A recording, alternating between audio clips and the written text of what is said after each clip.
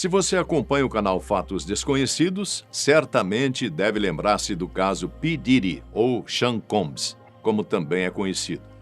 Depois de ter sido acusado por vários crimes sexuais, bem como extorsão, conspiração e transporte para fins de prostituição, Combs foi condenado a 4 anos e 2 meses de prisão, tendo sido transferido para uma prisão federal no início de novembro de 2025, onde continuará cumprindo sua pena. O caso de Diddy foi amplamente divulgado, mexendo não só com a opinião norte-americana, como também na de pessoas de outros países.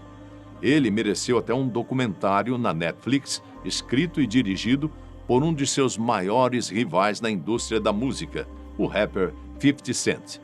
E o que o rapper revelou em seu filme é realmente chocante.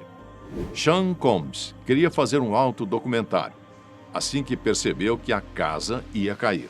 Mas como não houve tempo para a edição e vários takes que foram feitos ainda continuavam nos cartões de memória das câmeras, algumas coisas curiosas foram gravadas sem querer, recuperadas pela equipe de 50 Cent.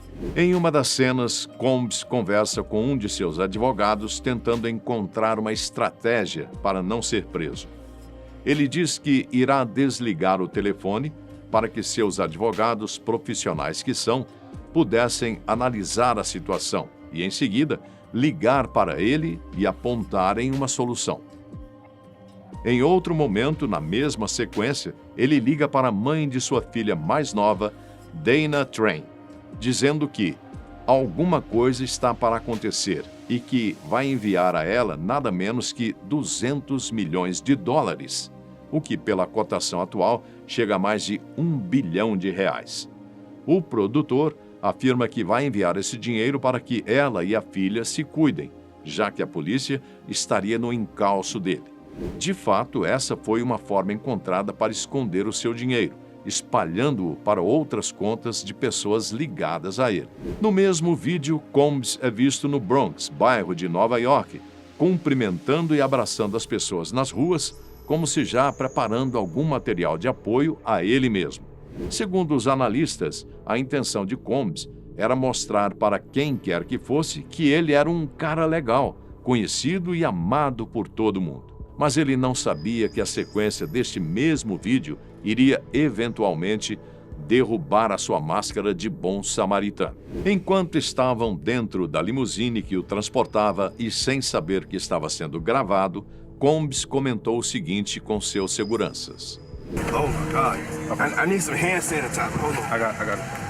I've been out in the streets amongst the people. Yeah, I gotta take a bath. Isso serviu para mostrar que Combs não era a pessoa amável e de presença interessante como muitos pensavam. Na verdade, tudo não passava de marketing. O tratamento que ele dava às pessoas não refletia exatamente o que ele pensava a respeito delas. Diddy tinha uma forma, digamos, bem malandra de ganhar dinheiro em cima dos artistas que ele mesmo contratava. Segundo o documentário, Diddy se aproximava de um artista em potencial e já começava a construí-lo a partir dos primeiros instantes, proporcionando momentos incríveis para o novato. Isso incluía festas, garotas e lugares badalados. Depois disso, fazia um trabalho de gravação, exposição do trabalho e, por fim, as vendas e os lucros, que iam quase que inteiramente para Diddy, sob a justificativa de ter dado tudo para que o artista fosse reconhecido. Bem, na verdade, os artistas recebiam sim um pequeno adiantamento e só. 50 Cent inclusive sentiu isso na pele quando conheceu Combs, mas não se deixou entregar ao produtor, o que gerou uma certa rixa entre os dois. Porém, o que realmente fez Cent decidir pelo documentário foi o caso violento de Diddy com sua ex-namorada, Cassie Ventura. Como já foi dito em diversos vídeos a respeito do caso, Cassie e Diddy ficaram juntos por mais de uma década, entre os anos de 2007 e 2018. Em novembro de 2023, porém, ela entrou com uma ação judicial acusando o rapper de abusos múltiplos, incluindo violência física, verbal, manipulação psicológica e agressões sexuais. Cassie também era obrigada a participar das famosas freak-offs, as festas em que, segundo as denúncias, ocorreram diversos episódios de coerção sexual. Em outras palavras, a vítima era obrigada a fazer o que Diddy mandava com uma ou um parceiro escolhido por ele. Mas os crimes que rodeiam o nome Sean Diddy Combs não param por aqui. E não se resumem somente nas atrocidades sexuais das quais ele foi acusado. Há mortes também, e não são poucas. 9 delas aconteceram em um só local. Claro, não com a participação direta de P. Diddy, mas sob a organização dele.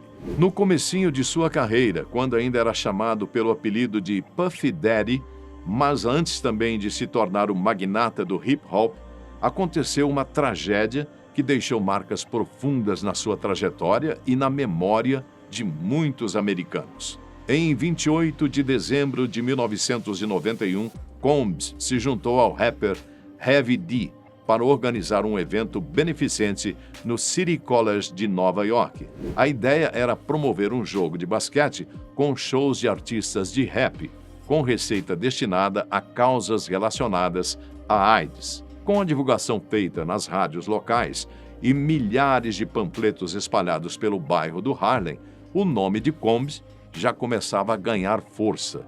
E com isso, a expectativa do público também. O ginásio onde o evento ocorreria tinha capacidade para cerca de 2.730 pessoas, mas quase 5.000 fãs apareceram para entrar no jogo e curtir o evento. Quando a multidão começou a tentar entrar no prédio, um tumulto se formou rapidamente. O problema crítico ocorreu em uma escadaria que levava ao ginásio. As portas do local foram deixadas fechadas por cerca de 15 minutos, criando um gargalo fatal.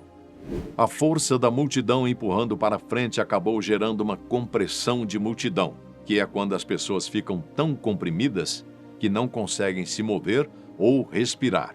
E dezenas ficaram presas no espaço estreito da escada. Diddy havia investido bastante nos artistas e na logística do evento. Contudo, se esqueceu ou não deu muita atenção ao principal, a segurança. Aquela noite virou tragédia. 9 pessoas perderam a vida esmagadas no tumulto e pelo menos outras 29 ficaram feridas. Entre as vítimas estavam jovens e estudantes da região, muitos cheios de sonhos e planos para o futuro. Mas o que mais intrigou 50 Cent, bem como outros artistas e pessoas que conheciam Combs, é que ele soube usar esse episódio para se promover em vez de ser preso já naquela época, como opinaram algumas pessoas no documentário. E foi isso que aconteceu. Combs acabou ficando mais conhecido e saindo como prejudicado nessa história toda, em vez de ter sido colocado no lugar de responsável pelo que aconteceu. Porém, nem tudo foram flores. Apesar de não haver acusações criminais, famílias das vítimas moveram processos civis contra Combs, Heavy D, contra a escola e também contra o estado de Nova York por negligência na organização e falta de segurança. No fim, um acordo de cerca de 3,8 milhões de dólares foi fechado. Desse montante, 750 mil foram pagos diretamente por Combs. Depois desse episódio, Combs fundou a Bad Boy Records, a gravadora que apresentaria vários novos artistas e levaria Combs ao topo. Mas se não foram essas 9 mortes, os pontos que mostraram a verdadeira cara de Combs, algo ainda pior no seu passado mancharia seu nome até os dias de hoje. A morte de Tupac Shakur, grande nome do rap e hip-hop americano. No documentário, William Lizan, primo de Tupac, diz em seu depoimento que, a partir de 1994, as coisas entre os dois rappers começaram a esquentar. Segundo ele, Puff Daddy, como Diddy ainda era conhecido, queria muito trabalhar com Tupac, que não via muito futuro nos dois juntos. E isso, de certa forma, irritou Combs, que queria manter o máximo de controle do território rapper nos Estados Unidos. Em um episódio que o próprio Tupac disse ter sido provocado por Diddy, ocorrido em novembro de 1994, o rapper ia gravar uma música com Little Sean, também rapper americano, no Quiet Studios, localizado na 7ª Avenida. De acordo com uma gravação de áudio do próprio Tupac inserida no documentário, chegando no estúdio, ele se encontrou com Lil Cease, braço direito do também conhecido rapper Notorious Big. Segundo Cease conta no documentário, ele também estava no estúdio gravando com Big e Puff, quando viu Tupac. Cumprimentaram-se e, após avisar Big da chegada de Tupac, Cease desceu o elevador. Assim que a porta se abriu, 2 homens encapuzados apontaram as armas para Cease e o mandaram voltar. Tupac foi atingido por 5 tiros em uma emboscada no que, segundo a mídia, não passou de uma tentativa de assalto. Tupac teve sorte. Os tiros não acertaram regiões vitais de seu corpo e ele saiu mais cedo do hospital, contrariando as ordens médicas. Ele sentia que, se ficasse num quarto de hospital, seria morto.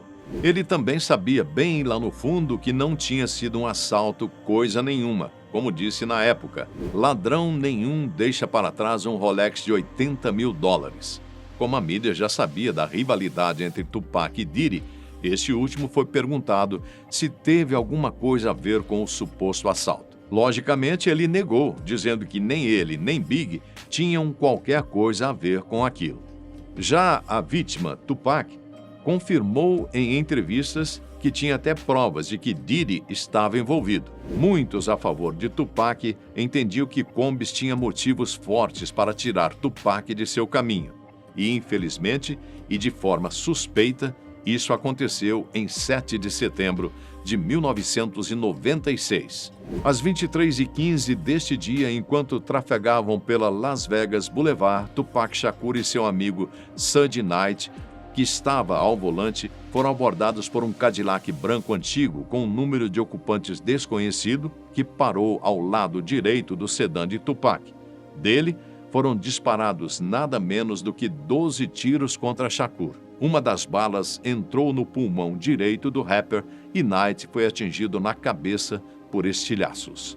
Shakur chegou semiconsciente no hospital, dizendo que estava morrendo. Foi imediatamente levado para a UTI, sedado e posto em coma induzido. Apesar dos esforços médicos, Tupac Shakur não resistiu e morreu no dia 13 de setembro após sofrer uma parada cardiorrespiratória e hemorragia. Sua própria mãe, Afeni, pediu para que interrompessem o sofrimento dele. Tupac Shakur então foi declarado morto às 16h03 daquele dia. O envolvimento de Diddy com a morte de Tupac nunca foi efetivamente confirmado, mas a dúvida paira no ar, especialmente após as revelações do novo documentário e de tudo que sabemos sobre os crimes de Sean Combs. Será que, no fim, ainda há uma mancha a mais de sangue a ser colocada por cima de todos esses atos criminosos?